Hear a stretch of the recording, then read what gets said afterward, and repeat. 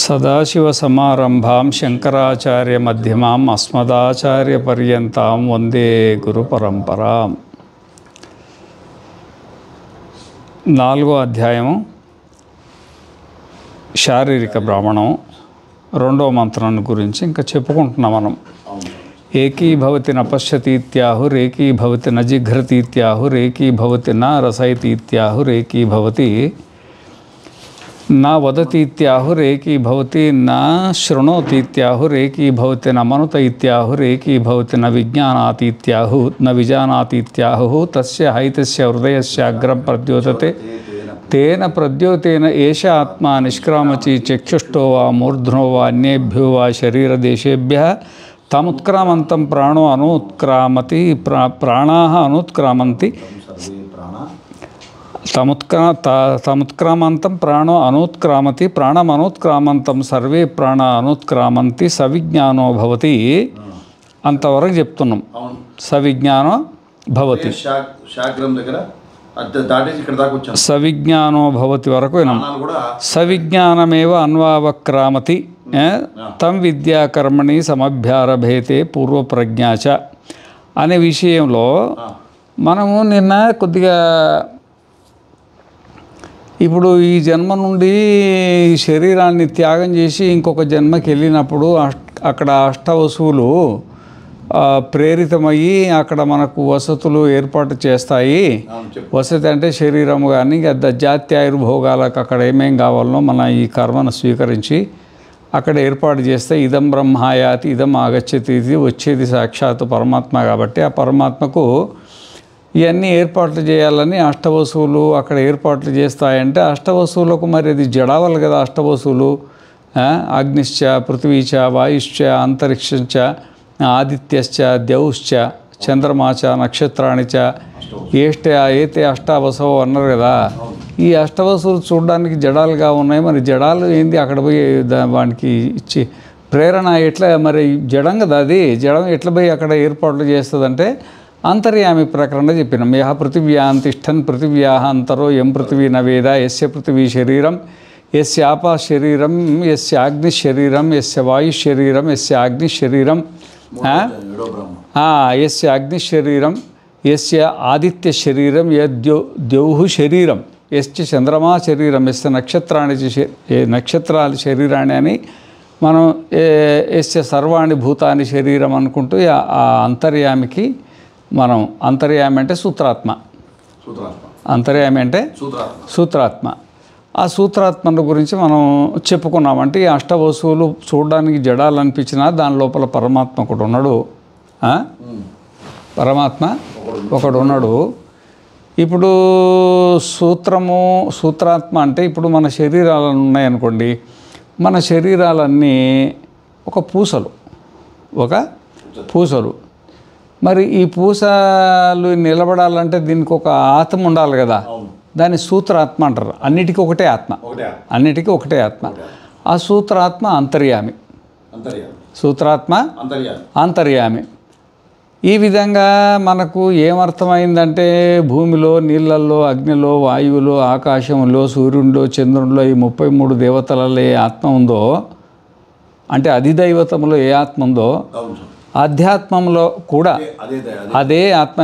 చక్షుషి తిష్టం చక్షుషో అంతరో యహ శ్రోత్రే తిష్టం శ్రోత్రాదంతరో యహ ఘ్రాణే తిష్టన్ ఘ్రాణాదంతరో యహ రసనే తిష్టన్ రసనాదంతరో అని మనకు యహ ప్రాణే తిష్టన్ ప్రాణాదంతరో అని ఈ అధిదైవతంలో ఉన్న ఆత్మనే, అధిదైవతంలో ఉన్న సూత్రాత్మనే ఆధ్యాత్మికంలో అదే సూత్రాత్మ ఉంది. జీవరాశులు ఎన్ని అయినా కానీ సూత్రాత్మ మాత్రం ఒకటే. ఆదిదైవతంలా అధ్యాత్మంలా 2 సూత్రాత్మ. ఇక్కడ పరిస్థితి ఏమొచ్చిందంటే ఇప్పుడు భూమిలో సూత్రాత్మ ఉంది, నీళ్ళల్లో ఒక సూత్రాత్మ ఉంది, అగ్ని, వాయువు, ఆకాశము, సూర్యుడు, చంద్రుడు ఈ 33 దేవతలలో సూత్రాత్మ ఉంది. వాటినేమో దైవము అంటారు, వాటిని ఏమంటారు దేవతలు అంటారు వాటిని 33 దేవతలు. 33 దేవతలు, అష్టవసువులు, ఏకాదశ రుద్రులు, 12 ఆదిత్యులు, ఇంద్రుడు, ప్రజాపతి, 33 దేవతలు. వీడేమో జీవుడు, వీడు సూత్రాత్మనే, కానీ వీడి శరీరం చిన్నది కదా, వీడికి జీవభావం వచ్చింది. ఇక మనకున్నట్టు వాటికి స్వర్గం నరకం ప్రయాణాలు లేవు కదా. ఇప్పుడు ఆ దేవతలు ఉన్నారు, వాడికి ఏ ప్రయాణాలు ఉన్నాయి? ఏం ప్రయాణాలు లేవు కదా. మనకు ప్రయాణాలు ఉన్నాయన్నమాట. అయితే మరి దాంట్లో ఉండేది పరమాత్మయే, దీంట్లో ఉండేది జీవాత్మ. సూత్రాత్మ ఒకటైనా తేడా వచ్చింది కదా. మరి ఇక్కడ అద్వైతం సిద్ధిస్తలేదు కదా. ఇక్కడ అద్వైతం సిద్ధిస్తలేదు కదా. మనం ఇంతవరకు చెప్పాను కదా, ఒకటే ఆత్మ. అది మరి అష్టవసువుల్లో ఉండి అక్కడ ప్రేరణ అయింది. ఇక్కడ జాత్యాయుర్భోగాలు పోగానే మరి శరీరం ఇక్కడ నుండి బయలుదేరడానికి అంతా ఏర్పాట్లు అయిపోయినాయి కదా. ఏకీ భౌతిన పశ్చితి త్యాహు, బయలుదేరు అన్నట్టు మనం గర్భస్థ శిశువును ప్రసవం కాకుంటే ఎట్లా ఆపలేమో ఆ విధంగానే ఈ జాత్యాయుర్భోగాలు అయిపోగానే ఈ దేహత్యాగాన్ని ఎవడు ఆపడానికి వీలు పడదు. ఈ శరీరం నుండి ఇంకొక శరీరానికి వెళ్తుంది అనే విషయంలో మనం కొన్ని విషయాలు మనం మాట్లాడుకున్నాం స్పష్టంగా. కానీ మనకు సాధారణంగా ఏమనిపిస్తుందంటే భూమి భూదేవత, నీళ్ళు వరుణదేవత, అగ్ని అగ్నిదేవత, వాయుదేవత, ఆకాశము అశ్విని కుమారులు, ఇట్లా మనకు దేవతలందరూ ఉన్నారు కదా.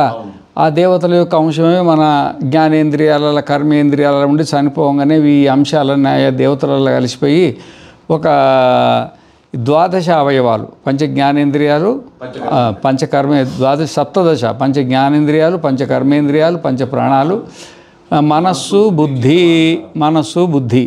అయితే ఇక మరి అయితే బుద్ధిలో అహంకారం కలిపినరు, మనస్సులో చిత్తం కలిపేసి 17 అవయవాలు అన్నట్టు వాళ్ళు చెప్పిండ్రు అనమాట. ఆ చెప్పిన దానికి అదే సరిపోయింది అది. కానీ ఇక్కడ మనకు అన్ని వేరువేరుగా కనబడుతున్నాయి కదా. అధిదైవతం అని అక్కడనే, అధ్యాత్మం అని ఇక్కడనే. మరి అధిదైవతం వేరైపోయా, అధ్యాత్మం వేరాయా.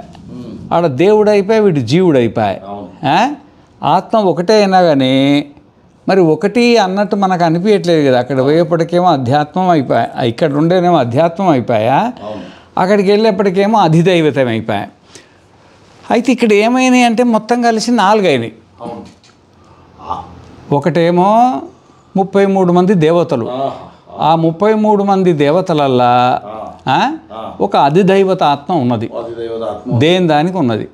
ఆ విధంగానే ఈ 84 లక్షల జీవరాశులతో పాటు ఆ బ్రహ్మదేవుడు మొదలుకొని ఇక్కడ పిపీలికాది పర్యంతము కింద నరకం లోకంలో ఎన్ని జీవరాశులున్నో ఈ భూతాలు ఉన్నాయి కదా. యా సర్వేషు భూతేషు తిష్టన్ సర్వేభ్యో భూతేభ్యో అంతరోయం సర్వాణి భూతాని నవేద యస్య సర్వాణి భూతాని శరీరం యహ సర్వేభ్యో భూతేభ్యో అంతరోయమేతేషత ఆత్మ అంతర్యామిమృత అని ఇదంతా జీవాత్మల పరిస్థితి. ఒకటి అధ్యాత్మం అయిపోయా, ఒకటి జీవాత్మ అయిపోయా, ఒకటి అధిదైవతం అయిపోయా, దేవతలు అయిపోయా. ఇప్పుడు 4 వర్గాలు అయినాయి కదా. ఏమి దానికి అది శరీరము, దీనికి ఇది శరీరము. ఇక ఈ అద్వైతం అనేది సరిగా సిద్ధించినట్టు అనిపించట్లేదు అన్నమాట. అందుకనే ఇప్పుడు ఒకటే ఆత్మ అన్ని శరీరాలలో ఉన్నది, ఒకటే ఆత్మ అన్ని దేవతలలో ఉన్నది అని అంటే మరి వేరువేరుగా అయినాయి కదా అన్నీ. మరి వేరువేరు అయినాయి ఒకటి ఎట్లయితే ఇవి వేరువేరు అయిపోయాయి. వేరువేరు అయినప్పుడు ఒకటి ఎట్లయితుంది? ఇది భూదేవత అని దాన్ని పూజ చేస్తుంటాం, వరుణ దేవత అంటే పూజ చేస్తుంటాం, అగ్నిదేవత అని మనం పూజ చేస్తుంటాం, వాయుదేవత అని వాయువే స్వాహ అని యజ్ఞంలో వస్తుంది. ఆకాశ దేవతలు ఉండరు అందరికీ, సకల దేవతలు. ఇప్పుడు దీనికి ఆగమశాస్త్రం ప్రకారంగా ఈ జ్యోతిష్ఠోమాది యజ్ఞాలు చేసినప్పుడు, ఇక రకరకాల యజ్ఞాలు చేసినప్పుడు ఈ మంత్రాల ద్వారా అధిదేవతలకు మనము బ్రహ్మ సమక్షంలో మరి ఋత్వికులంతా స్వాహ అన్నప్పుడు నెయ్యి మౌనంగా నెయ్యి వేస్తా అన్నము, ధాన్యాలు అవన్నీ వేస్తూ ఉంటారు, నెయ్యి అన్నీ వేస్తూ ఉంటే ఆయా అధిదేవతలకు చెందుద్ది అన్నట్టు మనకు ఈ కర్మతంత్రంలో ఇదంతా స్పష్టంగా ఉందన్నమాట, స్పష్టంగా కనబడుతుండే. ఇక వాళ్ళు దేవతలు అయిపోయి మనమేమో జీవులు అయిపోతుంది. మరి ఆ దేవతలకు ఎందుకు చేయాలంటే దేవరుణం ఉంది కాబట్టి ఆ దేవరుణం అనేది తీరకపోతే మనకు దేవరుణం అనేది మనకు తీరకపోతే మరి మల విక్షేప ఆవరణంలో మలం ఉండిపోతుంది. మలము ఉండిపోతుంది. ఆ రుణం పేరే మలం.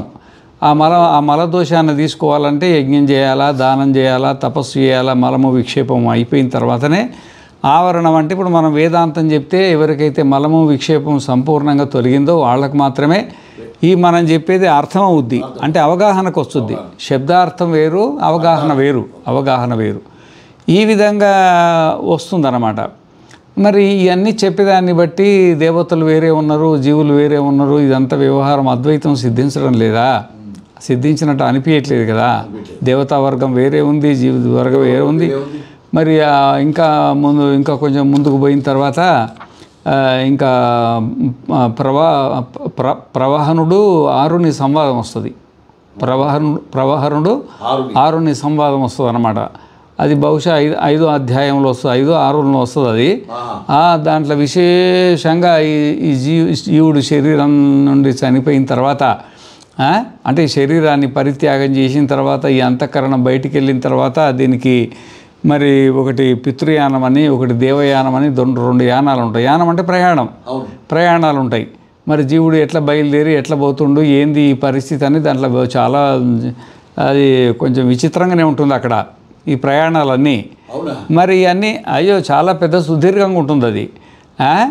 అవి పంచయజ్ఞాలని ఉంటాయి అక్కడ. ఆ పంచయజ్ఞాలలో ఈ వ్యవహారం అంతా వస్తుంది అన్నమాట. అయితే ఇక్కడ మనకు ఎట్లా చూసినా కానీ అంత వేరువేరుగా కనబడుతుంది. ఆయన దేవుడు అయిపోయా, మన జీవుడు అయిపోతుంది. అగ్నిదేవుడు అయిపోయా, వరుణుడు దేవుడు అయిపోయా, ఈ దేవుడు అయిపోయా, ఈ దేవుడు వాళ్ళని మనం తింటుంటే మనం చిన్నోళ్ళం అయిపోతే వాళ్ళ పెద్దోళ్ళం అయిపోయి ఒకటి దేవరుణం అని ఒకటి ఏర్పట్టి అయిపోయా. మరి దేవుడు ఒక్కడైనప్పుడు దేవరుణం ఎట్లయింది? దీంట్లో ఉండేది దేవుడేనా, దాంట్లో ఉండేది దేవుడే అయిపోయా. ఇక దేవుడిది ఇంటి దేవరుణం ఎట్లయింది? మరి కావద్దు కదా, ఒకటే దేవుడు కదా, అంతర్యామి ఒకటే అని చెప్పినావు కదా. భూమిలో ఉండే ఆత్మ, ఈ శరీరంలో ఉండే ఆత్మ, నీళ్ళల్లో ఉండే ఆత్మ, ఈ శరీరంలో ఉండే ఆత్మ, అగ్నిలో ఉండే ఆత్మ, ఈ శరీరంలో ఉండే ఆత్మే, 33 దేవతలు ఉండే ఆత్మ, ఈ శరీరంలో ఉండే ఆత్మ ఒకటే, అదే నువ్వు అని ఇంతకుముందు తెగ బోధించేసిండు కదా. మరి దేవరుణం ఎక్కడి వచ్చింది మధ్యలో? ఇది పొద్దునే లేచి ఓ యమ సంకల్ప అని చెప్పి సూర్యశ్చ మా మన్యుశ్చ మన్యుపతయశ్చ అని అర్ఘ్యాలు వదిలి ఓం భూర్భువస్సుః తత్సవితుర్వరేణ్యమని మరి గాయత్రి మంత్రం ఉపదేశం చేసి ప్రాయశ్చిత్తాలు చేసుకొని ధూపదీప నైవేద్యాలు షోడశోపచార పూజల చేత ఆ భగవంతుని స్వరూప నిరూప ఎన్నో ఆకారాలతో ఆరాధన ఒకటే. అయితే మరి ఇన్ని ఆరాధన లేవు అవసరం, ఒకటే కదా ఉండేది. మరి ఒకటికి ఆయన దేవుడేంది ఒకటే దేవుడు అని నువ్వే చెప్తివి. సర్వాంతర్యామి, దాంట్లో ఉండేవాడు దీంట్లో ఉండేవాడు ఒకటే అంటివి. నేను ఉపన్యాసం అంతా అదే జరిగింది కదా, యాజ్ఞవల్క్యుడి ఉపన్యాసము బ్రహ్మాండంగా జరిగింది కదా. ఇప్పుడు మరి మళ్ళీ ఇదేంది, భేదాలు ఏంటిది, అంత 2 ఒకటే అయినప్పుడు మళ్ళీ దేవరుణం ఏంది, ఈ కథ ఏంది, ఈ కారకాన్ని ఏంది, దీంట్లో ద్వైతమే. దీంట్లో అంతా ఎట్లా చూసినా ద్వైతమే కనబడుతుంది. కానీ అద్వైతం అనేది మనకు సరిగా అవగాహన లేదు కదా. అద్వైతం అనేది అవగాహన లేదు కదా. మరి అద్వైతం అనేది అవగాహన లేనప్పుడు మనకు మోక్షం ఎట్లా కలుగుద్ది? మనము మోక్షం ఎట్లా కలుగుతుంది? అద్వైత సిద్ధి లేనప్పుడు నువ్వు మోక్షం ఎట్లా కలుగుద్ది? నువ్వు జీవాత్మే అయిపోతుంది. ఇక మోక్షం ఎట్లా కలుగుద్ది? అసలు మోక్షం మాటే లేదు అని ఈ విషయంలో మనకు, అంటే ఈ శరీరం వేరుంది, దీంట్లో సూక్ష్మ శరీరం వేరుంది. సూక్ష్మ శరీరంలో మనం ఉండి బుద్ధి లోపల ఉండి బుద్ధి వలె అయినము, కానీ వాస్తవికంగా మనం ఒకటే ఆత్మ అని అన్నాము. ఒకటే ఆత్మ అయినప్పుడు దేవతల కథ ఏంది? మళ్ళీ ఈ యజ్ఞాలు ఏంది, ఈ దానాలు ఏంది, తపస్సులు ఏంది, మలం ఏంది, విక్షేపం ఏంది, ఆవరణం ఏంది, గురువుల దగ్గర పోయి దండాలు పెట్టడం ఏంది, గుళ్ళ దగ్గర పోయి పూజలు చేయడం ఏంటి, ఈ యజ్ఞశాలలో పోయి యజ్ఞాలు చేయడం ఏంటి, దక్షిణలు దానాలు దండాలు, ఇదో పెద్ద కర్మగా ఉంది కదా. కర్మ కాదు, కర్మగా అనిపిస్తుంది కదా. ఇది ఏంది ఈ విషయంలో అనేది కొద్దిగా సందేహం ఉంటుంది అన్నమాట. ఈ సందేహాన్ని మనం తీర్చుకోవాలంటే మళ్ళీ మనం తిరిగి మళ్ళీ 2వ అధ్యాయము 5వ బ్రాహ్మణానికి వెళ్ళాలి. మనం 2వ అధ్యాయము 5వ బ్రాహ్మణానికి వెళ్ళాలి.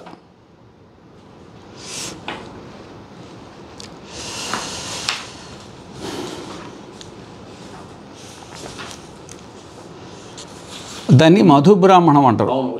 మధుబ్రాహ్మణం, మైత్రేయి బ్రాహ్మణం అయిన తర్వాత మధుబ్రాహ్మణం వస్తుంది. అర్థమైందా? ముందు మైత్రేయి బ్రాహ్మణం 4వ బ్రాహ్మణం వస్తుంది. దాని తర్వాత ఎంబడే మనకు ఈ మధు బ్రాహ్మణం వస్తుంది. ఇదన్ బై తన్మధు. ఇక్కడ పరిస్థితి ఏంటంటే మరి ఇప్పుడు దాంట్లో అరే శ్రోతవ్యో ద్రష్టవ్యో మంతవ్యో నిధిధ్యాసితవ్య ఆత్మనావా అరే మైత్రేయీ దర్శనేన శ్రవణేన మత్యా విజ్ఞానేన ఇదగుం సర్వం విదితం అని అన్నిటికంటే ప్రీతికి అందరికంటే తనకిష్టమైంది తానెవరంటే ఆత్మ. మనకి శరీరం అంటే తెలుసు, నా శరీరం తెలుసు, నా మనసు తెలుసు, నేను తెలీదు. నీ శరీరం అంటే నీకు తెలుస్తుంది, నీ మనస్సు అంటే నీకు తెలుస్తుంది. కానీ అసలైన ప్రియమైంది ఆత్మ ఏదో నువ్వెవరో నీకు తెలియదు కదా. ఆ ఆత్మను గురించి తెలుసుకోవాలా. మరి ఆ ఆత్మనే మరి బ్రహ్మతం పరాదాద్యో అన్యత్మాత్మనో బ్రహ్మవేద క్షత్రం తం క్షత్రం తం పరాదాద్యో అన్యత్రాత్మనో క్షత్రం వేద దేవాంస్తం పరాదుర్యో అన్యత్రాత్మనో దేవాన్ వేద లోకాంస్తం పరాదుర్యో అన్యత్రాత్మనో లోకాన్ వేద భూతాని తం పరాదుర్యో అన్యత్రాత్మనో భూతాని వేద ఇదం బ్రహ్మ ఇదం క్షత్రం ఇమే లోక ఇమే దేవ ఇమాని భూతాని ఇదగుం సర్వం యదయమాత్మ. ఇదంతా ఆత్మ తప్ప ఇంకొకటి లేదు అన్నాడు కదా. దేవతలు కానీ లోకాలు కానీ ఇమే దేవ అన్నాడు కదా. మరి ఇదంతా అంటే ఈ జీవాత్మలు కానీ పరమాత్మలు కానీ ఎన్నున్నాయో మొత్తం. ఇమాని భూతాన్ని అన్నాడు, ఇమాని లోకాన్ని అన్నాడు, ఇమే దేవ అన్నాడు, ఇదం క్షత్రం అన్నది. ఇది జాతులు మతాలు కులాలతో సంబంధం దేవతలు లేకుండా అంత పరమాత్మ ఒకటే అని చెప్పిండు కదా. మరి ఇక్కడ చూస్తే భిన్నం కనబడుతుంది కదా. ఇక్కడ చూస్తే భిన్నం కనబడుతుంది కదా. మరి పరమాత్మ ఒకటే ఎట్లయిందంటే ఆ పరమాత్మ నుండే ఉత్పత్తి అయింది, పరమాత్మ నుండే స్థితి ఉంది, పరమాత్మ నుండే లయమైంది అనుకుంటూ పరమాత్మ నుండి ఎట్లా ఉత్పత్తి అయిందంటే సా యథా దుందుభేర్ హన్యమానస్య నా బాహ్య శబ్దాన శక్నయాత్ గ్రహణాయ దుందుభేస్తు గ్రహణేన దుందుభి ఆఘాతస్య వా శబ్దో గృహీత సా యథావా వీణాయై వాద్యమాణాయై నా బాహ్య శబ్దాన శక్నయాత్ గ్రహణాయ వీణాయైతు గ్రహణేన వీణావాదస్య వా శబ్దో గృహీత సా యథా శంఖస్య ధుమాయమానస్య నా బాహ్య శబ్దాన శక్నయాత్ గ్రహణాయ శంఖాయాస్తు గ్రహణేన శంఖస్యతు గ్రహణేన శంఖధుమస్య వా శబ్దో గృహీత అని మనకు డమరకు నుండి పుట్టినటువంటి శబ్దాలు నానా రకాలుగా అనిపించిన డమరుడు కంటే భిన్నమెట్లే కాదో, వీణ నుండి ఉత్పన్నమైన శబ్దాలు రకరకాలుగా అనిపించినా కానీ వీణ కంటే భిన్నమెట్లయితే కావో, శంఖం నుండి ఉత్పత్తి అయినటువంటి శబ్దాలు చూడడానికి పాంచజన్య ఋషికేశో దేవదత్తం ధనంజయ పౌండ్రం దద్మం మహాశంఖం భీమకర్మ వృకోదర అనంత విజయం రాజా. ఓ భగవద్గీతలో ఎన్ని శంఖాలు చెప్పిండు. ఇవన్నీ శంఖాలు. మరి శంఖాలలో శబ్దాలు వేరువేరుగా ఉన్నా కానీ శంఖం మాత్రం ఇట్లా ఒకటేనో ఒక శంఖం నుండి రకరకాల శబ్దం వచ్చినట్టుగానే ఒకటే ఆత్మ నుండి ఇవన్నీ అంటే ఈ దైవతాలు కానీ మానుషాలు కానీ అన్నీ ఉత్పత్తి అయినాయి అని చెప్తారు అన్నమాట. అంటే జీవాత్మలు కానీ పరమాత్మలు కానీ దేవతలు కానీ అంతా పరమాత్మ నుండి ఉత్పత్తి అయినాయి. మళ్ళా దాని తర్వాత మరి సర్వాసాం ఆపాగం యథా సముద్రమేవ ఆయతనం అంటే ఈ నదులు వాస్తవికంగా సముద్రం నుండే పుడతాయి, మళ్ళీ నీళ్ళు అవుతాయి, మళ్ళీ సముద్రంలో కలిసిపోయినట్టుగా ఆ విధంగానే జ్ఞానేంద్రియాలు కానీ కర్మేంద్రియాలు కానీ అంతఃకరణ కానీ సమస్త ప్రపంచం కానీ పరమాత్మ నుండి ఉత్పత్తి అయి మళ్ళీ పరమాత్మ నుండే లయం అయిపోతుంది అని ఉత్పత్తి చెప్పిండు. అక్కడ లయం చెప్పిండు. లయం చెప్పిన తర్వాత దానికి ఉదాహరణ అని చెప్పిండు. యథా సైంధవఖిల్య ఉదకే ప్రాస్త ఉదకమేవ అనువిలీయేత నహాస్యోద్గ్రహణ ఏవ స్యాత్ ఏతో ఏతస్వాదీత లవణమేవ ఏవం వా అరైదం అనంతం అపారం విజ్ఞాన ఘన ఏవ ఏతేభ్యో భూతేభ్య సముత్థాయ తాన్యేవాన వినశ్యతి న ప్రేత్య సంజ్ఞాస్తి తరే బ్రవీమీతి హోవాచ అని అక్కడ మరి ఒక ఉప్పుగడ్డ నీళ్ళ నుండి పుట్టే నీళ్ళ కంటే వేరుగా కనబడ్డా నీళ్ళ కంటే భిన్నమెట్లు కాదో, మళ్ళీ నీళ్ళలో కలిసిన తర్వాత నీళ్ళు ఎట్లా అయిపోతుందో ఆ విధంగానే పరమాత్మ నుండి ఉత్పత్తి అయిన భూమి, నీళ్లు, అగ్ని, గాలి, వాయువు, ఆకాశం 33 మంది దేవతలు 33 రకాలు కనబడ్డా 65 లక్షల 84 లక్షల జీవరాశులు 84 లక్షలకు కనబడ్డా ఆ బ్రహ్మ భువనాల్లోక ఈ 14 లోకాలు ఉన్నటువంటి జీవరాశులు అంటే వేరువేరుగా కనబడ్డా 14 లోకాలు వేరువేరుగా కనబడ్డా ఉప్పుగడ్డ నీళ్ళ కంటే ఎట్లా వేరు కాదో ఆ విధంగా నీ పరమాత్మ కంటే వేరు కాదని ఒక ఉదాహరణ కూడా చెప్పిండు అనమాట. అయితే ఇది అనుమాన ప్రమాణం కదా. పక్షము, సాధ్యము, హేతు, ఉదాహరణ, ఉపనయ నిగమనం కావాలి. ఉపనయ నిగమనం అంటే అది మనకు అవునని అనిపించాలి, అవునని అనిపించాలి, అనుభవానికి అనుభవానికి రావాలా. దీన్ని శ్రవణ మనన నిధిధ్యాసనం అంటారు చూడు. మనకు నిధిధ్యాసనం కావాలి. ఇక్కడ ఆ నిధిధ్యాసనానికి అక్కడ పక్షం చెప్పిండు, సాధ్యం చెప్పిండు, హేతువు చెప్పిండు, ఉదాహరణ చెప్పిండు. కానీ ఉపనయన నిగమనం చెప్పలే. దానికి సరిపోయిన నిధిధ్యాసనం చెప్పలా. అయితే ఇక్కడ కూడా మనకు నిధిధ్యాసనం అవసరం అన్నమాట. ఇదన్నీ మనం ఆలోచన చేస్తుంటే ఈ 33 మంది దేవతలు వేరు, 84 లక్షల జీవరాశులు వేరు, 14 లోకాలు వేరు, లోకాధిపతులు వేరు. ఈ జీవుడు ప్రయాణం వస్తున్నది పోతున్నది, అష్టవస్తువులు అక్కడ నిర్మాణం చేస్తున్నారు, పోతున్నాము ఈ ప్రారంధాన్ని అనుసరించి. మరి పునరపి జననం, పునరపి మరణం, పునరపి జనని, జఠరేశయనం, ఈ సంసార చక్రం అనేది బరబర తిరుగుతుంది కదా. ఈ మరి పరమాత్మ ఒకటే అయినప్పుడు మళ్ళీ జీవాత్మ ఏంది, పరమాత్మ ఏంది, భిన్న భిన్నంగా కనబడుతున్నారు కదా. ఈ దేవరుణం ఏంది, ఇదంతా ఈ రుణాలు ఏంటిది, మరి వీడి కర్మ ఏంటి, ఈ మలం ఎక్కడ నుండి వచ్చే, విక్షేపం ఎక్కడ నుండి వచ్చే, ఈ యజ్ఞం ఏంది, దానం ఏంది, తపస్సు ఏంది, దేవుడు ఒక్కడైనప్పుడు ఈ అభిన్నత్వం సిద్ధించడం లేదు కదా. అభిన్నత్వం మనకు అనుభవానికి రావట్లేదు కదా. అనే విషయానికి వచ్చేసినప్పుడు మనకు చక్కగా ఈ మధు బ్రాహ్మణంలో 2వ అధ్యాయము 2వ అధ్యాయం 5వ బ్రాహ్మణము అక్కడ మొదలవుతుంది అన్నమాట. అక్కడ మొదలయ్యి నీకు ఒక 16 మంత్రాలు ఉంటాయి. అక్కడ 16 మంత్రాలు. దాంట్లో మొట్టమొదటి మంత్రం తీయండి. ఏంది? పృథివీం కాదు, ఇయం పృథివీ సర్వేషాం భూతానా మధు అస్యై పృథివ్యై సర్వాణి భూతాని మధు యశ్చాయమస్మిన్ పృథివ్యాం తేజోమయో అమృతమయ పురుషో యశ్చాయమధ్యాత్మకం శారీరస్తేజోమయో అమృతమయ పురుషో అయమేవ సహ యోయమాత్మ ఇదమమృతం ఇదం బ్రహ్మ ఇదగుం సర్వం.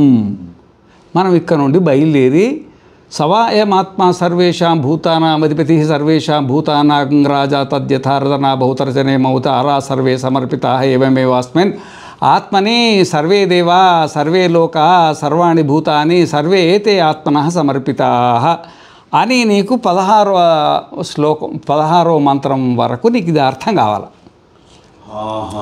అర్థమైందా? అప్పుడు అర్థమైతే ఇది మననం కిందికి వస్తుంది అన్నమాట. అంటే ఇది మనకు నిధిధ్యాసనం కిందికి వస్తుంది అన్నమాట. అందుకని ఇది అర్థం చేసుకుంటేనే మనకి ఏకత్వం సిద్ధిస్తుంది. లేకపోతే నీకు ఏకత్వం అనేది నువ్వు ఎంత ఊహించుకుంటావే కానీ నీకు సిద్ధించదు అన్నమాట. నువ్వు ఊహించుకుంటావు అంతే. కాబట్టి ఇయం పృథివీ సర్వేషాం భూతానా మధు అస్యై పృథివ్యై సర్వాణి భూతాని మధు యశ్చాయమస్మిన్ పృథివ్యాం తేజోమయో అమృతమయ పురుషో యశ్చాయమధ్యాత్మగుం శారీరస్తేజోమయో అమృతమయ పురుషో అయమేవ సహ యోయమాత్మ ఇదమమృతం ఇదం బ్రహ్మ ఇదగుం సర్వం అనేది ఇది మొదటి మంత్రం. అయితే ఇక్కడ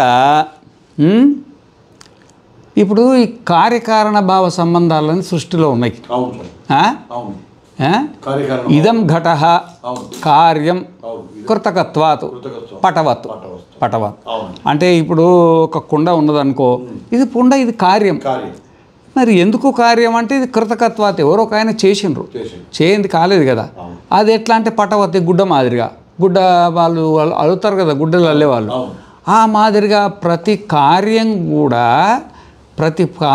కూడా ఒక కారణం ఉంటుంది. కార్యానికి కూడా ఒక కారణం ఉంటుంది అనమాట. ఈ కార్యకారణ భావ సంబంధం అనేది సృష్టిలో మొత్తం సంపూర్ణంగా ఉన్నది కార్యకారణ సంబంధం అన్నమాట. ఈ కార్యకారణ భావ సంబంధాన్ని ఈడ మనం కొంచెం జాగ్రత్తగా ఆలోచన చేసుకోవాలి. నీ ఒక్క మంత్రం ఎక్కిందనుకో, అంటే ఒక్క సూదులు నువ్వు దారం ఎక్కియగలిగినావనుకో, ఇక మిగతా అన్ని సూదులలో ఎక్కియగలుగుతావు. అర్థమైందా? ఈ మొట్టమొదటి సూది ఇయం పృథివీ, ఇయం పృథివీ సర్వేషాం భూతానా మధు ఉంది కదా. ఏమి ఇయం పృథివీనా? ఇయం పృథివీ సర్వేషాం భూతానా మధు. ఈ పృథివీ అనేది ఉంది కదా, ఈ పృథివీ అనేది ఒక కార్యం. పృథివీ ఒక కార్యం, నీళ్ళు ఒక కార్యం, అగ్ని ఒక కార్యం, గాలి ఒక కార్యము. ఈ 33 దేవతలు కూడా కార్యాలు. ఇవన్నీ 33 మంది దేవతలు కూడా కార్యాలు. అది అన్నమాట. అందుకనే మరి ఈ కార్యాలు ఎక్కడి నుండి వచ్చినాయి? ఈ కార్యం అన్నప్పుడు ఈ కార్యానికి ఒక కర్త ఉండాలి కదా. ఇప్పుడు కుండ ఉన్నప్పుడు కుమ్మరాయన ఉంటాడు, వస్త్రం ఉన్నప్పుడు సాలెలు ఉంటారు, అవును. ఆభరణం ఉన్నప్పుడు కంసాలు ఉంటాడు. కంసాలు ఉంటాడు అనమాట. మంత్రాలు ఉన్నప్పుడు బ్రాహ్మణుడు ఉంటాడు, ఉపదేశం ఉన్నప్పుడు గురువు ఉంటాడు, వెలుతురు ఉన్నప్పుడు సూర్యుడు ఉంటాడు. ఇక కార్యకారణ భావ సంబంధం లేకుండా మనకి ఎక్కడ లేదు. ఏది లేదు. మరి ఇంత పెద్ద భూమి ఏదైనా దాక్కోవడానికి లేపా, ఇంత పెద్ద భూమి కార్యం స్పష్టంగా కనబడుతున్నది కదా. దీనికి కారణం క్షిత్యంకురాధికం కర్తృజన్యం కార్యత్వాత్ ఘటవత్ న్యాయశాస్త్రం ఉన్నది కదా. అవును. క్షితి అంకురాధికం, క్షితి అంటే భూమి కానీ, నీళ్లు కానీ, అగ్ని కానీ, గాలి కానీ, వాయువు కానీ, ఆకాశం కానీ, సూర్యుడు కానీ, చంద్రుడు కానీ, అతల వితల సుతల రసాతల తలాతల మహాతల పాతాల భూరు భువర్ సువర్ మహర్జజ్జ సత్య తపోలోకాలు 14 లోకాలు కానీ, మరి 14 లోకాలు ఉన్న శరీరాలు లేనివన్నీ కార్యాలు కదా. పృథివీ క్షితి అంకురాధం, క్షితి అంటే అన్నీ తీసుకోవాలా, అదేందో ఉపలక్షణం చెప్పినాడ, అర్థం చేసుకోండి. అంకురాధికం 84 లక్షల జీవరాశులు కూడా. కర్తృజన్యం, దీనికి ఒక కర్త ఉండాలి కదా మరి, ఎందుకంటే కార్యత్వాత్, అది నిర్మాణం అయింది కదా. తను తాను భూమి తను తాను నిర్మాణం చేసుకోలేవు, నీళ్లు తను తాను నిర్మాణం చేసుకోలేవు, అగ్ని తను తాను నిర్మాణం చేసుకోలేవు, గాలి తను తాను నిర్మాణం చేసుకోలేదు, ఆకాశం తను తాను నిర్మాణం చేసుకోలేదు, స్వర్గం తను తాను నిర్మాణం చేసుకోలేదు, సూర్యుడు తను తాను నిర్మాణం చేసుకోలేదు, చంద్రుడు తను తాను నిర్మాణం చేసుకోలేదు, ఈ అంతరిక్షాన్ని తను తాను నిర్మాణం చేసుకోలేదు, ఈ శరీరం కూడా తను తాను నిర్మాణం చేసుకోలేదు, కన్ను తను తాను నిర్మాణం. ఏది చేస్తా చెప్పండి, దీంట్లో ఏది చేయదు. దీన్ని చేసేదానికి ఒక కర్త తప్పకుండా ఉండి తీరాలా. ఎందుకంటే మరి కార్యత్వాత్, ఇది కార్యం కాబట్టి. ఎందుకంటే ఘటవతు, ఒకవేళ ఏ కర్త లేకుండా భూమి అయితే, ఏ కర్త లేకుండా నీళ్ళు అయితే, ఏ కర్త లేకుంటే అగ్ని అయితే, ఏ కర్త లేకున్నా గాలి అయితే, ఏ కర్త లేకున్నా ఆకాశం అయితే, ఏ కర్త లేకున్నా సూర్యుడైతే, ఏ కర్త లేకున్నా చంద్రుడైతే, ఏ కర్త లేకున్నా 84 లక్షల జీవరాశుల శరీరాల నిర్మాణం అయితే, ఆ కుండ కూడా ఏ కర్త లేకుండా తయారు కావాలా. ఏమి ఈ వస్త్రం కూడా ఏ కర్త లేకుండా తయారు కావాలా అనేది అక్కడ అది అనుమానం అన్నమాట. అనుమానం తప్పకుండా ఉండాలి కదా. మరి ఏం భూమి చిన్నది కాదు, ఇంత పెద్ద భూమి అయిపోయా. మరి ఈ భూమికి కర్త ఎవరు? 33 మంది దేవతలు, ఒక్కరు కాదు, ఇద్దరు కాదు. మరి 33 మంది దేవతలు అంటే ఇవన్నీ ఇక ఈ దేవత అంటే భూమి చూస్తున్నావు కదా ఎట్లుందో, తాను ఎట్లా చేసుకుంటా దేవతనే. ఎందుకంటే మనకు సేవ చేస్తుంది కాబట్టి దేవత. మాతృదేవత ఎందుకంటే సేవ చేస్తుంది కాబట్టి. ఇదేమో చైతన్యంగా ఉండి సేవ చేస్తుంది, అది జడంగా ఉండి సేవ చేస్తుంది. జడంగా ఉండి సేవ, అది చరాచర సుఖాభిలాష అంటారు చూడు. ఆచర, మనం చరంగా ఉండి సేవ చేస్తున్నాం, అది అచరంగా ఉండి కదలకుండా ఉండి మరి 21 లక్ష వనస్పతులను పుట్టిస్తే ఆ వనస్పతులను తిని మనం బతుకుతున్నాం. మిగతా జీవరాశులు అందరూ మనం బతుకుతున్నాం దాని మీద ఆధారపడి అన్నమాట. మరి అందుకని అది తల్లి, తల్లి అంటారు. తల్లి అది లేకపోతే అసలు ఏమున్న సృష్టిలో మొత్తం శూన్యం, భూమండలం అంత సృష్టము అంత శూన్యం అయిపోతుంది అన్నమాట. మరి అది చరదేవత, అచరదేవత, అది అచరదేవత. సరే అచరదేవత అయినా పర్వాలే. ఇప్పుడు ఈ శరీరాన్ని తల్లిదండ్రులు పుట్టించారు కదా, కార్యకారణ భావ సంబంధం ఉంది కదా. మరి భూమిని ఎవరు పుట్టించిండు, నీళ్ళని ఎవరు పుట్టించిండు? తప్పకుండా అది భూమి అన్నప్పుడు అది కార్యం కదా. ఎందుకంటే అది పుడుతున్నది చస్తున్నది. మన దగ్గర ప్రళయాలు ఉన్నాయి కదా ఏమే. అందుకనే ఈయం పృథివీ, ఈ పృథివీ ఉంది కదా, ఈ పృథివీ అనేది ఎవరు తయారు చేసిండ్రో చెప్తున్నాడు అనమాట. ఇప్పుడు తేనెటీగలు ఉన్నాయనుకోండి, తేనెటీగ ఇప్పుడు పెద్ద తేనెటీగలు చాలా పెద్దగా ఉంటాయి. అది 2 మీటర్లు 3 మీటర్లు ఉంటుంది. 2 మీటర్లు 3 మీటర్లు 4 మీటర్లు కూడా.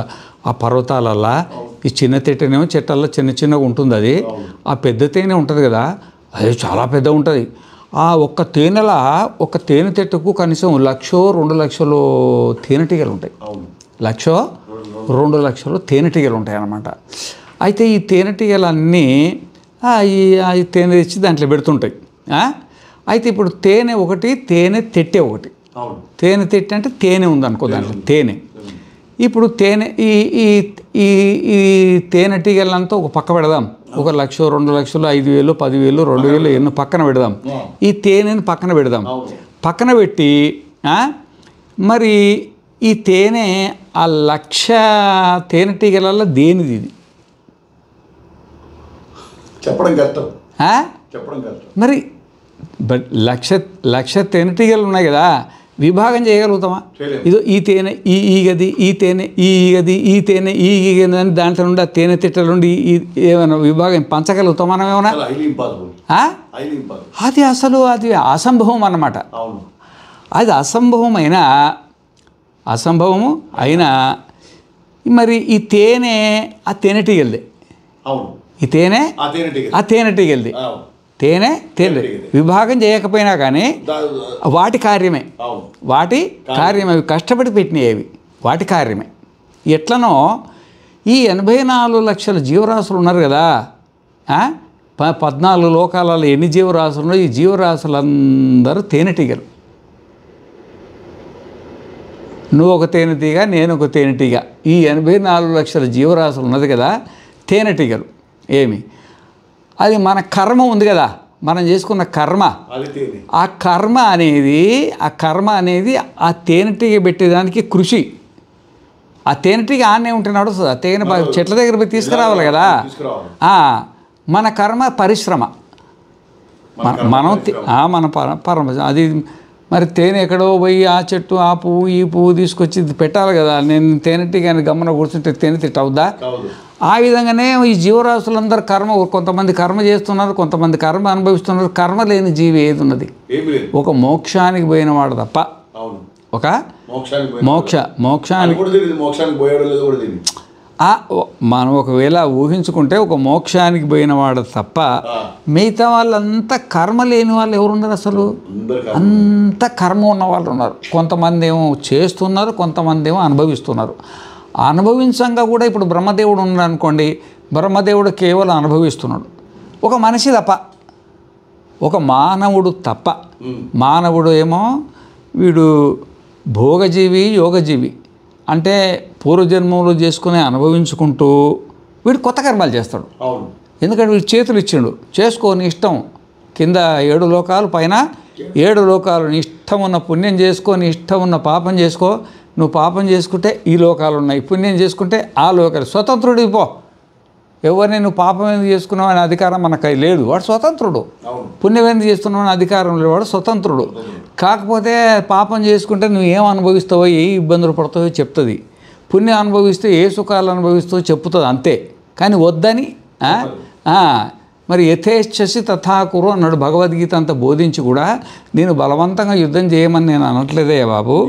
ఇది పరిస్థితి, ఇది పరిస్థితి. ఏమి ఈ పరిస్థితిని నువ్వు అర్థం చేసుకొని నా జ్ఞానాన్ని ఎదురుగా పెట్టుకొని యథేచ్ఛసి నువ్వు యుద్ధం చేయాలంటే చెయ్యి, వద్దనుకుంటే ఊరుకో. వేదం అట్లా చెప్పొద్దు అన్నమాట. వేదం దేన్ని బలవంతం చేయదన్నమాట. ఈ విధంగా మనము ఈ 84 లక్షల జీవరాశులలో ఒక మానవుడేమో పోయిన జన్మలో చేసుకున్న కర్మలు అనుభవించుకుంటూ ఒక తీరుగా లేరు కదా, ఒక తీరుగా లేదు కదా. జనన మరణ కరణానాం ప్రతినియమాత్. అంతా ఎవడి ప్రారంభం వాడుకున్నది అంతా రకరకాలుగా కర్మలు అనుభవించుకుంటూ వీడు కొత్తగా చేస్తాడు మహానుభావుడిగా. ఏదో ఒకటి చేస్తాడు, మంచనే చేస్తాడు, చెడ్డనే చేస్తాడు. అది ఊరుకోటిగా. నహి కశ్చిత్ క్షణమపి జాతు తిష్టతి అకర్మకృత్. కర్మ చేయకుండా ఒక క్షణకాలం సుప్తే రుత్తాయ సుప్త్యంతం. పొద్దునే లేచి రాత్రి పండుకున్నదాకా ఆ మనస్సు అనేది చంచలం హి మనకృష్ణ ప్రమాతి బలవదృఢం తస్యాహం నిగ్రహం మన్యే వాయోరివ సుదుష్కరం అన్నాడు కదా. మనం ప్రాణాయామం చేసి ముక్కులో లోపల గాలిని బంధించితే ఎంత ఇబ్బందిగా ఉంటుందో. 2 నిమిషాలు ఉండగల, 1 నిమిషం ఉండగలుగుతా, 30 సెకండ్లు కూడా ఉండలేవు. ఆ విధంగా మనసును పూజా రూమ్లో కూర్చొని ఇట్లా కళ్ళు మూసుకొని ఏకాగ్రతగా పెట్టమంటే ఎక్కడ ఉంటుంది అది? అది ఎక్కడ ఉంటుందో చెప్పండి. నారాయణ స్వైర విహారం చేస్తుంది అన్నమాట. ఎందుకంటే దాని స్వభావం, అది దాని స్వభావం వస్తుంది. గాలి వచ్చినప్పుడు దీపం కదలడం ఎంత స్వభావమో, గాలి వచ్చినప్పుడు నీళ్ళ అలలు రావడం ఎంత స్వభావమో, ఆ మనసుకు విషయాలు ఎదురైనప్పుడు, బయట విషయాలు కానీ లోపల విషయాలు కానీ, ఆ విషయం ఎదురైనప్పుడు కదిలేది దాని స్వభావం అన్నమాట. కామమన్న ఉత్పత్తి చేస్తుంది, క్రోధమన్న ఉత్పత్తి చేస్తుంది, లోభమన్న ఉత్పత్తి చేస్తుంది, మదమన్న ఉత్పత్తి చేస్తుంది, మాత్సర్యమన్న ఉత్పత్తి చేస్తుంది, ఇంకా ఏమేమి ఉన్నాయో అన్నీ ఉత్పత్తి చేసి పెడతారు. అది దాని కదలిక, అదే దాని కదలిక అన్నమాట. ఏదో వికారం కలుగుతుంది కదా, అది దాని కదలిక అన్నమాట. ఈ విధంగా ఈ ఒక్క మానవుడు మాత్రమే, ఒక మానవుడు మాత్రమే పాత కర్మలు అనుభవించుకుంటూ కొత్త కర్మలు చేస్తాడు అన్నమాట. కొత్త కర్మలు చేస్తాడు. అయితే మరి మిగతా జీవులు వాళ్ళు కర్మ చేయట్లేదు కదా, వాటికి కర్మ ఎక్కడిది? కర్మ లేదంటాం కదా. కర్మ ఉన్నది. ఎందుకంటే ఇప్పుడు జాత్యాయుర్భోగాలు నిర్ణయం అయినాయి. ఒక సింహం అయి పుట్టింది అనుకోండి, ఆ సింహం చేసే పని చేస్తున్నది. ఆ సింహం అయిపోగానే మోక్షం వస్తుందని కాదు, దాని వెనక కర్మ ఉన్నది. ఇంకా అది సింహం అయ్యి అనుభవించే కర్మనే దాంట్లో ఉన్నది. అంటే జాగృతం అయ్యింది ఆ శరీరంలో. చాలా ఉన్నాయి. మళ్ళీ అది మనిషి పుట్టాలి కదా, మళ్ళీ కర్మ చేసుకోవాలి కదా. ఆ విధంగానే ఏనుగున్నది, కోతున్నది, పిట్ట ఉన్నది, 84 లక్షల జీవరాశుల్లో అవి అనుభవిస్తున్నాయి. కరెక్టే. బ్రహ్మదేవుడు కూడా తన భోగం అనుభవిస్తున్నాడు, కొత్త కర్మ చేయడానికి లేదు. అనుభవిస్తున్నాడు అంటే ఇంకా కర్మ లేదని కాదు, ఇంకా శేషకర్మ ఉన్నది కదా. శేషకర్మ లేదు, మళ్ళీ మానవుడై పుట్టాలి కదా. ఆ బ్రహ్మ భువనాల్లోకా పునరా ఆవర్తినోర్జున మాముపేత్యత కౌంతేయ పునర్జన్మ నవిద్యతే అని భగవద్గీతలో చెప్పినట్టుగా కర్మ అనేది ఈ భోగజీవులకు కూడా భోగం అనుభవిస్తున్న కర్మ వెనకాల ఉంది. ఉంది అన్నమాట ఆ కర్మ. ఈ కర్మలు ఉన్నాయి కదా, ఈ మానవుడి కర్మలు కానీ 84 లక్షల జీవరాశుల కర్మలు కానీ ఉన్నాయి కదా. ఈ అన్ని జీవరాశుల యొక్క కర్మ అనేది ఎట్లయితే ఆ తేనెటీగా పరిశ్రమ చేసి ఆ తేనెని ఎట్లా పెట్టిందో, మన కర్మ అనే పరిశ్రమ యొక్క ఫలితమే భూమి. ఇది ఈ 84 మొత్తం ఈ సృష్టిలో ఉండే జీవరాశుల యొక్క తేనె ఇది. అందుకే మధుకాండ అని పెట్టిండు. మధు ఇయం పృథివీ సర్వేషాం భూతానాం మధు అన్నాడు. సర్వేషాం భూతానాం అంటే మానవ భూతానాం అనలే, పశుభూతానాం అనలే, పక్షిభూతానాం అనలే, దేవభూతానాం అనలే, పితరభూతానాం అనలే, ప్రజాపతి భూతానాం అనలే, బ్రహ్మలోక భూతానాం అనలే, నరకలోక భూతానాం అనలే. సర్వేషాం భూతానాం, సర్వేషాం భూతానాం. భూతం అంటే శరీరం మాత్రంలో ఉన్న జీవాత్మ ఉంది కదా, వీళ్ళ యొక్క కర్మ ఉన్నది కదా. ఆ కర్మనే, ఆ కర్మ అనుభవించడం కోసం భూమి అవసరం కాబట్టి అది అవతరించింది. అది అవతరించింది అన్నమాట. ఇయం పృథివీ సర్వేషాం భూతానాం మధు. మధు ఈ మన 84 లక్షల జీవరాశులతో పాటు 14 లోకాలు ఉండే సమస్త జీవరాశుల భూతాల యొక్క కర్మ ఉంది కదా. ఆ కర్మ అనుభవించడానికి శరీరం కావాలి కదా. మరి శరీరం కావాలంటే అది ఏర్పడ్డది అన్నమాట. మన కర్మనే భూమిని కన్నది. కుమరోడు కొండ చేసినట్టుగా మన కర్మ, ఆ సమష్టి కర్మనే అది భూమిగా అయింది. మనమే కర్తలం దానికి.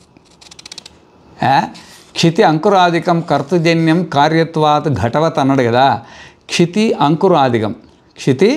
అంకురాధికం. మరి కర్తృజన్యం కర్తృజన్యం అంటే ఇక్కడ వీళ్ళు నైయాయికులు ఏం చేస్తారంటే, ఈశ్వరుడు ఒకడు ఉన్నాడు, ఒక ఆయన ఈశ్వరుడు ఒక ఆయన ఉంటాడు. ఇవన్నీ పరమాణువులుగా ఉంటాయి. ఆయన సృష్టి చేయాలనుకున్నప్పుడు అవి వాటిలో చలనం కలిగి, ఇప్పుడు శరీరం జడమైనా లేవమంటే లేస్తుంది, వంగమంటే వంగుతుంది కదా. మరి ఇది కూడా మరి సృష్టి అనేది ఈశ్వరుని శరీరం కదా. ఈ మరి నిన్న చెప్పుకున్నాం కదా, యస్య పృథివీ శరీరం, యస్య ఆప శరీరం, యస్య అగ్ని శరీరం, యస్య వాయు శరీరం, యస్య ఆకాశ శరీరం, యస్య సర్వాణి భూతాని శరీరం అన్నాం కదా. ఇక మన శరీరం అన్నట్టు ఈశ్వరుడి శరీరం భూమి కాబట్టి ఆయన ఎట్లా అనుకుంటే అట్లా మారింది. గుండంగా నీళ్ళు అట్లా మారినాయి, అగ్ని అట్లా మారింది, గాలి అట్లా మారింది, ఆకాశం అట్లా మారింది అని ఈశ్వరుని తీసుకొస్తాడు. ఇది ఈశ్వర సృష్టి కాదని స్పష్టంగా చెప్తుండ అనమాట. ఈ భూమి అనేది ప్రత్యేకంగా ఈశ్వరుడు లేడు, ఈశ్వర సృష్టి కాదు. మీరు భ్రమలో పడబోకండి. ఈశ్వరుని మధ్యలో ఎందుకు పెడతారు మీరు? ఈశ్వరుడు ఎక్కడ ఉన్నాడు? ఈశ్వరుడు ఎక్కడున్నాడు? ఈశ్వరుని ఎట్లా సిద్ధి చేస్తావు నువ్వు? ఏమి సమష్టి జీవరాశుల యొక్క కర్మ ఉన్నది కదా, ఆ కర్మనే ఈశ్వరుడు. పో, సమిష్టి జీవుల కర్మే ఈశ్వరుడు. దాంతో ప్రేరితమై భూమి ఏర్పడింది. అట్లా ఆ ఈశ్వరుడితో ప్రేరితమై భూమి ఏర్పడింది. అందుకనే వేదాంతులు ఏమంటారంటే సమిష్టిని ఈశ్వరుడు అంటారు. సమిష్టి జీవుల్ని ఈశ్వరుడు అంటారు అన్నమాట. సమిష్టి జీవుడు అంటే జీవుడు కాదు, జీవుడి కర్మ. జీవుడి కర్మ అన్నమాట. జీవుడి కర్మ. ఇక్కడ అసలు కీలకం ఏంటంటే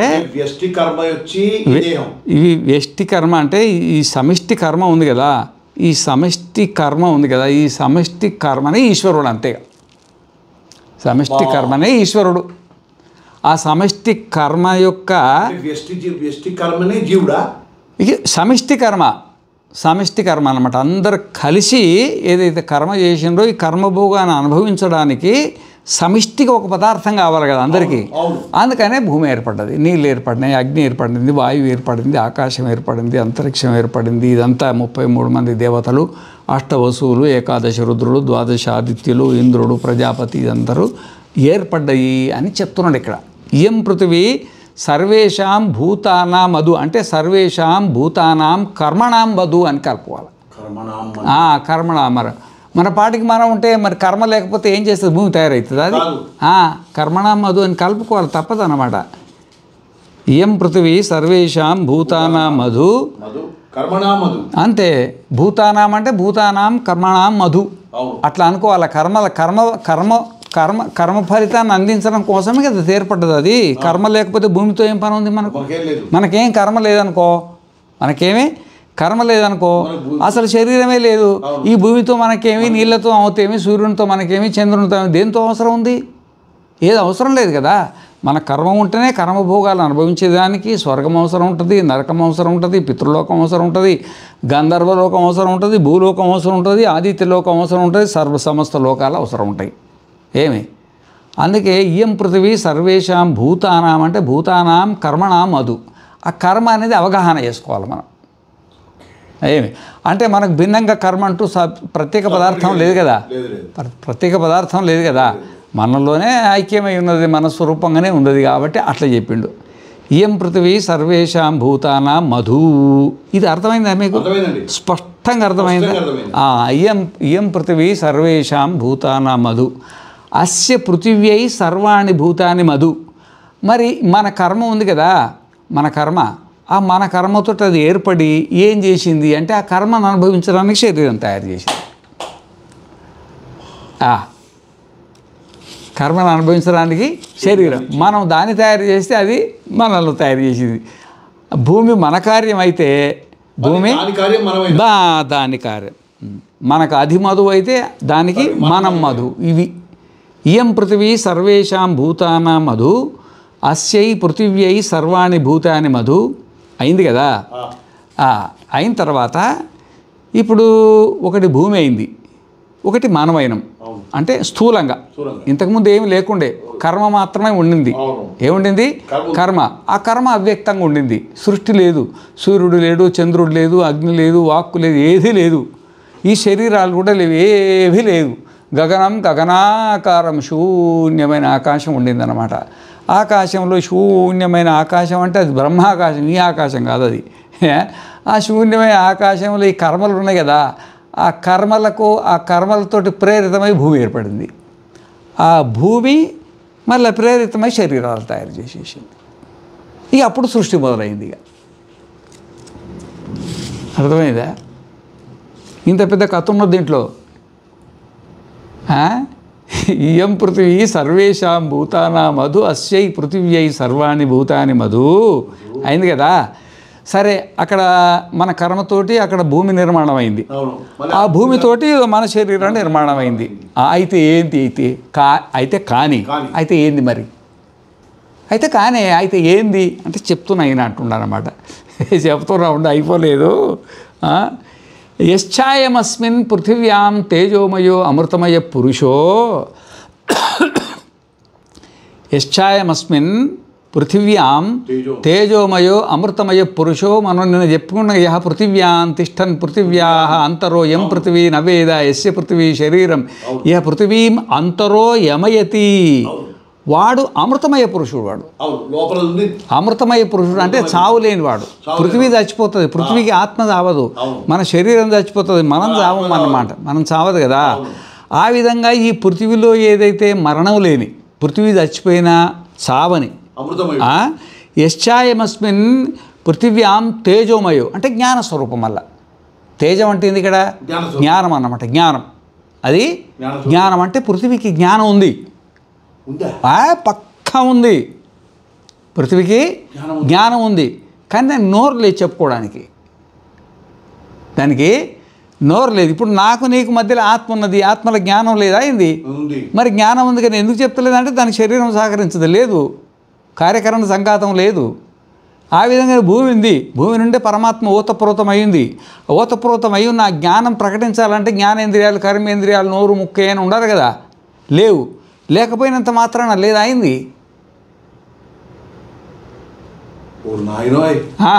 ఏందనుకుంటున్నావు మరి? పృథివీ నిండా పరమాత్మ ఓతప్రోతమై ఉందన్నమాట, ఎక్కడ సందు లేకుండా మీ పరమాత్మని నడుస్తున్నావు నువ్వు. యశ్చాయమస్మిన్ పృథివ్యాం తేజోమయో జ్ఞానస్వరూపం అన్నమాట, తేజోమయో. అమృతమయో, మరి ఆ జ్ఞానం కూడా సత్యం, జ్ఞానం అనంతం బ్రహ్మ అన్నాడు కదా. సత్యం అంటే త్రికాలాబాధ్యతం కదా. ఆ అమృతత్వం, అది ఆ పృథివీలో ఉండే ఆత్మ ఉంది కదా, అది మరణించేది కాదు. పృథివీ పోవచ్చు కానీ అది పోదు. ఎక్కడికి పోతుంది? యశ్చాయమస్మిన్ పృథివ్యాం తేజోమయో అమృతమయ పురుషో. మళ్ళా పృథివీ స్త్రీలింగమే, కానీ దాంట్లో ఉన్న పురుషుడు మర శరీరం ఆడ శరీరమైన లోపల ఉండేది పురుషుడే కదా. ఏమి ఆ విధంగానే పృథివీలో పురుషుడు ఉన్నారు కదా, ఆత్మ ఉన్నది కదా. పురుషుడు ఉన్నాడు కదా, శరీరంతో సంబంధం లేదు. శరీరం ఏ లింగమైనా కావచ్చు, స్త్రీలింగం కావచ్చు, పుల్లింగం కావచ్చు, నపుంసకలింగం కావచ్చు, కానీ లోపల ఉండే పురుషుడు మాత్రం ఎప్పుడు పుల్లింగే. యశ్చాయమస్మిన్ పృథివ్యాం తేజోమయో అమృతమయ పురుషో. ఆ పృథివీలో ఒక పరమాత్మ ఉన్నాడు, ఆయన తేజోమయుడు అంటే జ్ఞానస్వరూపుడు, అమృతమయుడు, మరి మరణం లేనటువంటి వాడు. పురుషుడు అంటే యా పృథివ్యాం తిష్టన్ పృథివ్యా అంతరో యమయతి. మన శరీరాన్ని ఎట్లా నడిపిస్తున్నామో దీని లోపల ఉండి దాంట్లో ఉండి ఒక ఆత్మ ఉండి ఆ పృథివీని నడిపిస్తుంది, అస్తవ్యస్తం కాకుండా పద్ధతి ప్రకారంగా నడిపిస్తుంది.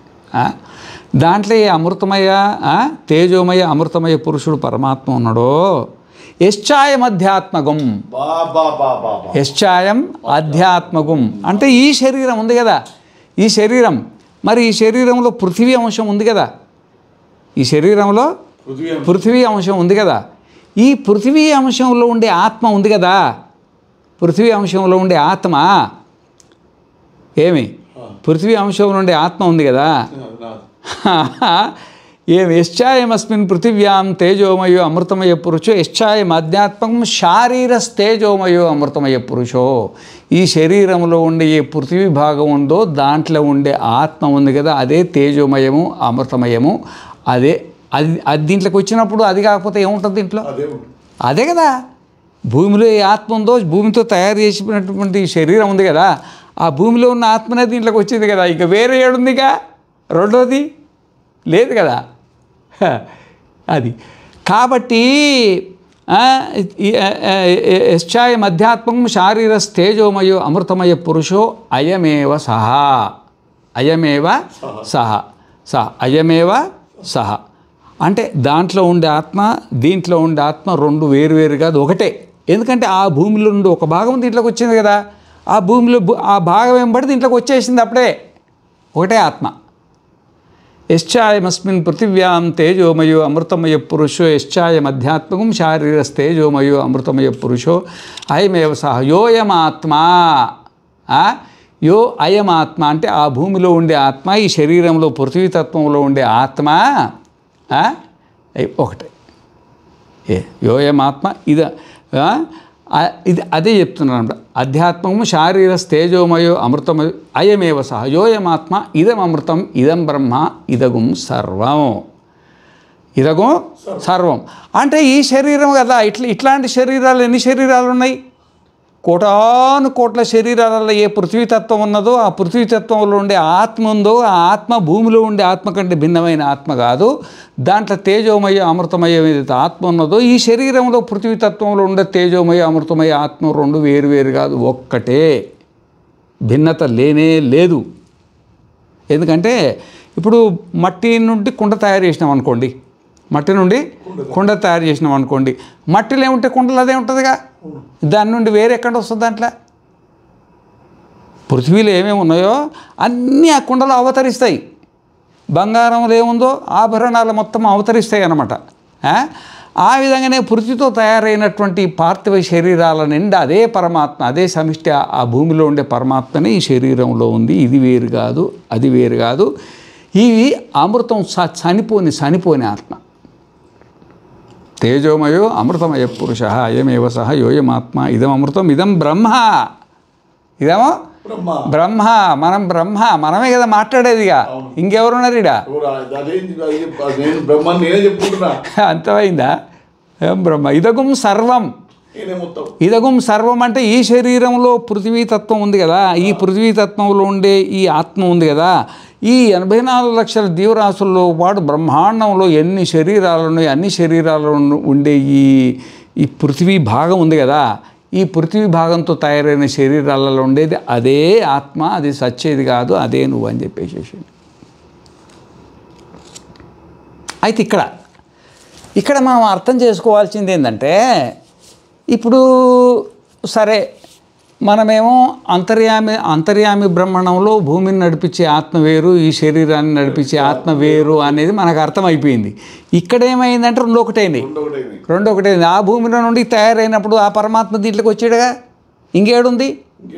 ఆ భూమిలో ముక్క తీసి తయారైపోయింది. ఆ పరమాత్మ భూమి నుండి వేరే పక్కకు వస్తుంది. బతుకుద్దా? అసలు బతుకుద్దా? అదే పరమాత్మ దీంట్లో ఉన్నాడు, అదే మనం, అదే మనం అన్నమాట. అయితే ఇక్కడ పరిస్థితి ఏంటంటే, ఇంకా ఇక్కడ కొంచెం అర్థం చేసుకోవాల్సింది ఏంటంటే, ఒకటి భూమి. సరే, అది మన కార్యం అనుకో, సర్వభూత కార్యం అనుకో, అట్లా వదిలిపెట్టు. ఒకటి భూమితో తయారైనటువంటి పార్థివ శరీరం. ఏమి పార్థివ శరీరం ఎవరిదంటే భూమిదే. దాంట్లో ఉండే ఆత్మ దీంట్లో ఉండే ఆత్మ ఒకటే. భూమి ముక్కం చేసేస్తే దాంట్లో ఉండే ఆత్మ వెళ్ళిపోద్దా ఏంటి? అదే శరీరంలో ఉంది కదా. శరీరంలో ఉన్న అదేమో అధిదైవితమైంది, ఇదేమో అధ్యాత్మమైంది. ఇంతకుముందు మట్టి ఉండింది, తర్వాత కుండ అయింది. అది ఇంతకుముందు బంగారం ఉండింది, ఆభరణం అయింది. ఇంతకుముందు పత్తి ఉండింది, ఇప్పుడు గుడ్డ అయిపోయింది. పేరు మారింది కదా. ఆ విధంగానే అదేమో అధిదైవతము, ఇదేమో అధ్యాత్మం. అంటే అధిదైవతంలో ఒక ఆత్మ ఉంది, అధ్యాత్మంలో ఒక ఆత్మ ఉంది. ఇప్పుడు భూమి ఒకటి, పార్థివ శరీరం ఒకటి వేరు. భూమిలో ఉండే ఆత్మ ఒకటి, ఈ పార్థివ శరీరంలో ఉండే ఆత్మ ఒకటి. ఆ భూమిలో ఉండే ఆత్మకు భూదేవత. ఏమి ఈ పార్థివ శరీరంలో ఉండే ఆత్మకు రాజు అని పేరు వచ్చేసింది. భూమిలో నుండి కుండ పక్క వస్తే కుండ అనంగా, మట్టి అనంగా, దాన్ని మట్టి అనం కదా, దాన్ని కుండ అంటాం కదా. బంగారం నుండి ఆభరణం తయారు చేస్తే ఆభరణం అంటాం కానీ బంగారం అనం కదా. ఆ విధంగా పేరు మారింది, వస్తువు మారిందా?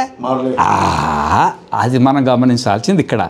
అయితే ఇప్పుడు భూమి ఒకటి, భూమిలో ఉండే ఆత్మ ఒకటి, దాన్ని సూత్రాత్మ అంటారు. దాన్ని ఏమంటారు? సూత్రాత్మ. ఈ శరీరం ఒకటి, ఈ దీంట్లో ఒక సూత్రాత్మ ఒకటి, దీని పేరు పరిశుద్ధానంద. దాని పేరు రాజు. ఒకటి భూమి ఆయా, ఒకటి పార్థివ శరీరం అయిపోయా. భూమిలో ఉండే ఆత్మ భూదేవి అయిపోయా. మరి ఈ శరీరంలో ఉండే ఆత్మనేమో పరిశుద్ధానంద అయిపోయా. అప్పుడు ఎన్నైనాయి? 4 అయినాయి. 4. భూమిలో ఉండే ఆత్మ, శరీరంలో ఉండే ఆత్మ 4 అయినాయి కదా. సరే, ఇప్పుడు శరీరంలో ఆత్మ ఉంది, ఈ శరీరంలో ఆత్మ ఎట్లుంది? కథమ ఆత్మేతి యోజం విజ్ఞానమయ ప్రాణేషు హృద్యంతర్జ్యోతి పురుష సా సమాన సన్నుభవ సన్. అంటే బుద్ధి ఉంది కదా, సర్వాంతర్యామి అయిన మనమే బుద్ధితో తాదాత్మ్యాన్ని పొంది మనం సర్వాత్మ నుండి భిన్నమయ్యి నేను పరిశుద్ధానందాన్ని అనుకుంటున్నా. కాను, నేను సర్వాత్మనే, కానీ పరిశుద్ధానందాన్ని భావన నాకు వచ్చేసింది. ఎందుకు? బుద్ధితో తాదాత్మ్యం పొంది, అవును అవును బుద్ధితో తాదాత్మ్యాన్ని పొంది. ఏమి అయితే ఇప్పుడు నేను పరిశుద్ధానందనే. ఇప్పుడు నేను ఎవరు? పరిశుద్ధానందనే. నా శరీరము నేను పరిశుద్ధానంద, నేను పరిశుద్ధానంద. కానీ వాస్తవికంగా నేను పరిశుద్ధానందనేనా? కాదు. ఎవరు నేను? మీరు ఆత్మ, పరమాత్మ. పరమాత్మ నేను పరమాత్మ. అప్పుడు ఒకటి పరమాత్మ అయింది, ఒకటి పరిశుద్ధానంద అయింది, ఒకటి పరిశుద్ధానంద శరీరం అయిపోయింది. మూడైనాయి ఈడ, మూడైనాయి కదా. ఆ విధంగానే ఒకటేమో భూమి, ఒకటేమో భూదేవత. మరి భూదేవత అనేది ఎక్కడి నుండి వచ్చింది? పరమాత్మనే కదా భూదేవత అయింది. భూమి దాంట్లో ఏ విధంగా దీంట్లో అంతఃకరణ ఉందో దాంట్లో కూడా అంతఃకరణ ఉంది. అంతఃకరణ దేవత, అంతఃకరణే దేవత. మనం పూజ చేసేది భూమికి కాదు. ఇప్పుడు నా పాద పూజ చేస్తారు, పాద పూజ శరీరాన్ని చేస్తారా? ఏంది? శరీరం ఉండే సూత్రాత్మకత చేసేది. ఆ విధంగా భూమిలో ఉండే భూదేవత కదా పూజ చేసేది. అందుకని పుట్టకు మట్టకు అన్నికి మనం పూజ చేస్తాం కదా. ఏం తప్పు ఉన్నది దాంట్లో? చెయ్యి దేవత శుభ్రంగా దాంట్లో పరమాత్మ ఉంది కదా, సూత్రాత్మ ఉన్నది, గ్రహిస్తుంది అది. కానీ చూడడానికి కళ్ళు లేవు, మాట్లాడడానికి నోరు లేదు, వినడానికి చెవి లేవు, కానీ అందుద్ది, దానికి తప్పకుండా అందుద్ది. ఎందుకంటే ఏందనుకున్నావు? మన ఇండియన్ ఫిలాసఫీ అంటే మామూలు అనుకున్నావా? బ్రహ్మాండమైన ఫిలాసఫీ ఇది. అంటే పరమాత్మ ఉన్నది సాక్షాత్తుగా. అంటే పరమాత్మ మనకంటే భిన్నంగా లేదు కాబట్టి వేరే మాట, అది వేరే మాట. అది భిన్నంగా లేదు అని తెలుసుకునేంత వరకు చేయాల్సింది తప్పదిగా. అంటే చెట్టుకి పుట్టకి పూజ చేయమన్నది భావం కాదు, యథార్థం. అది యథార్థం. అయితే ఇప్పుడు పృథివీ ఒకటి, పృథివీలో ఉన్న సూత్రాత్మ ఒకటి. ఏమి? ఆ సూత్రాత్మ అనేది ప్రతిబింబం కదా. బుద్ధిలో మనం ప్రతిబింబించి బుద్ధికి చైతన్యం వచ్చినట్టు ఆత్మ భూమిలో ప్రతిబింబించి భూమికి చైతన్యం వచ్చింది. అది నేను భూదేవత అంటుంది. అది మనం బుద్ధిలో ప్రవేశించి బుద్ధి పరిశుద్ధానంద అంటుంది. మనం బుద్ధిలో ప్రవేశించినాం, మనం బుద్ధిలో ప్రవేశించేప్పుడు బుద్ధికి చైతన్యం వచ్చింది. ఆ చైతన్యం వచ్చేసి నేను ఆత్మ లెక్క అయిపోయింది. ఆత్మ లెక్క అయిపోయి కరచరణాద అవయవాలన్నీ చూసుకొని నేను పరిశుద్ధానంద, నా నామము, గోత్రము, సూత్రము, అహం భూ అభివాదయే అని సాష్టాంగ నమస్కారం చేసి చెవులు పట్టుకొని చెప్తాం కదా, ప్రవర చెప్తాం కదా. అది బుద్ధితో సంబంధమై అట్లయింది. అది బుద్ధితో అంటే బుద్ధి ఆత్మభావాన్ని పొంది అట్లయింది. ఆత్మ ఒకటే, ఆత్మ ఒకటే. ఆ ఆత్మ సర్వాంతర్యామి అయిన ఆత్మ బుద్ధిలో ఉండి ఆ బుద్ధి ఆత్మ వలె అయ్యి ఆ బుద్ధి శరీరమే అనుకుంటుంది అన్నమాట. ఏ విధంగానో దీంట్లో ఎవరైతే సర్వాత్మ ఉన్నాడో ఆ భూదేవతలు కూడా, అంటే భూమిలో ఒకటి ఆత్మ ఉంది కదా. యహ పృథివ్యాం తిష్టన్ పృథివ్యాహ అంతరో ఎం పృథివీ నవేద యస్య పృథివీ శరీరం ఉంది కదా. ఇది నా శరీరం కదా, దాని పృథివీ శరీరం ఉన్నప్పుడు శరీరం లేడు. యస్య పృథివీ శరీరం అన్నప్పుడు పృథివీ శరీరమైన పృథివీ శరీరం ఒకటి లేడు. ఆ పృథివీ శరీరం ఉన్నది కదా. దీంట్లో అంతఃకరణ ఉందో దానికి అట్లా అంతఃకరణ ఉంది. కానీ అంతఃకరణలో తేడా ఉంటుంది. ఇప్పుడు దీంట్లో ఉన్న అంతఃకరణం బ్రహ్మాండంగా మాట్లాడుతుంది, ఆ చెట్లో ఉన్న అంతఃకరణ మాట్లాడుతుందా? దాంట్లో ఒక రకమైన అంతఃకరణ ఉంది అంతే. దాంట్లో చైతన్యం ఉంది, దాంట్లో చైతన్యం ఉంది. అయితే ఇప్పుడు ఈ బుద్ధిలో ఈ బుద్ధి ఎవరి కోసం పుట్టింది? నా కోసం నా బుద్ధి పుట్టింది. నాకు భోగం ప్రసాదించడం కోసం బుద్ధి పుట్టి మన చైతన్యాన్ని అందిపుచ్చుకొని జ్ఞానేంద్రియాలు కర్మేంద్రియాలు తయారు చేసుకొని శరీరాన్ని నిర్మాణం చేసుకొని 14 లోకాలు నిర్మాణం చేసుకొని మన కోసం తాండవం ఆడుతుంది ప్రకృతి. మన కోసం తాండవం ఎట్లా ఆడుతుందో ఒకటే ఆత్మ, ఒకటే ఆత్మలో అనేకమైనటువంటి అంతఃకరణాలు ఏర్పడి అంతఃకరణాలతో శరీరాలు నిర్మాణమై శరీరాలంతా భోగాన్ని ఒకటే ఆత్మకిట్ట అందిస్తున్నాయో ఈ 84 లక్షల జీవరాశులు దేనికోసం పనిచేస్తున్నాయి? మనమంటే సర్వాత్మ, మనమంటే సర్వాత్మ. ఈ ఒకటే సర్వాత్మ కోసం ఏ విధంగా 84 లక్షల జీవరాశులు విభాగమైన ఒకటే సర్వాత్మ కోసం పనిచేస్తున్నాయో అదే సర్వాత్మ కోసం భూమి పనిచేస్తుంది, నీళ్లు పనిచేస్తున్నాయి, అగ్ని పనిచేస్తుంది, గాలి పనిచేస్తుంది, ఆకాశం పనిచేస్తుంది. 33 దేవతలు, 33 మంది దేవతలకు కూడా దానికోసమే ఏర్పడింది అనమాట. అదే మనం.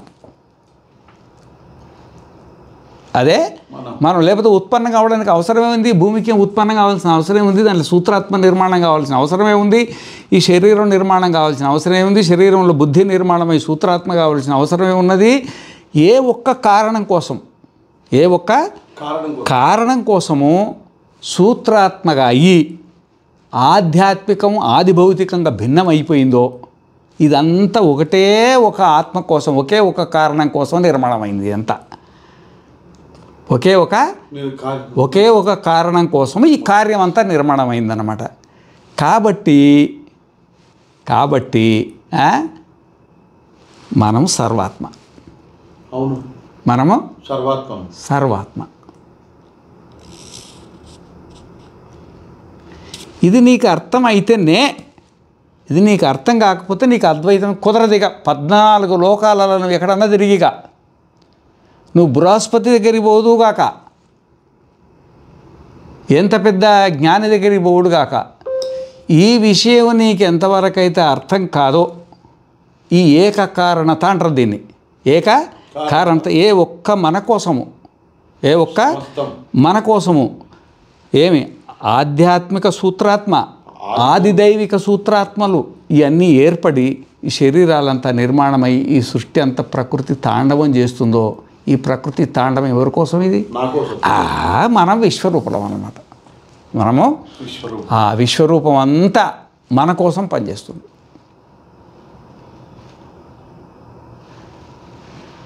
అనేది సత్యం. ఇది అది త్రికాల సత్యం అన్నమాట.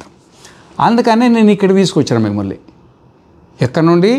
ఆ అధ్యాయం నుండి ఈ అధ్యాయం వరకు తీసుకొచ్చిన అన్నమాట. అర్థమైందా? కానీ ఇంకా ఈ సూత్రాత్మ ఒక పృథివ్యాం ఇయం పృథివీ సర్వేషాం భూతానా మధు అస్యై పృథివ్యై సర్వాణి భూతాని మధు యశ్చాయమస్మిన్ పృథివ్యాం తేజోమయో అమృతమయ పురుషో యశ్చాయమధ్యాత్మకం ఆత్మ శారీరస్తేజోమయో అమృతమయ పురుషో అయమేవ సహ యోయమాత్మ ఇదం అమృతం ఇదం బ్రహ్మ ఇదగుం సర్వం. ఈ ఆత్మనే సర్వాత్మ. మనమే సర్వాత్మ అనేది మనకు మననం కావాలి. ఈ శ్రవణం అయింది. ఇది మననం అయితే అప్పుడు మనం మన స్వరూపంలో ఉండి విశ్వరూపాన్ని దర్శించగలుగుతాం.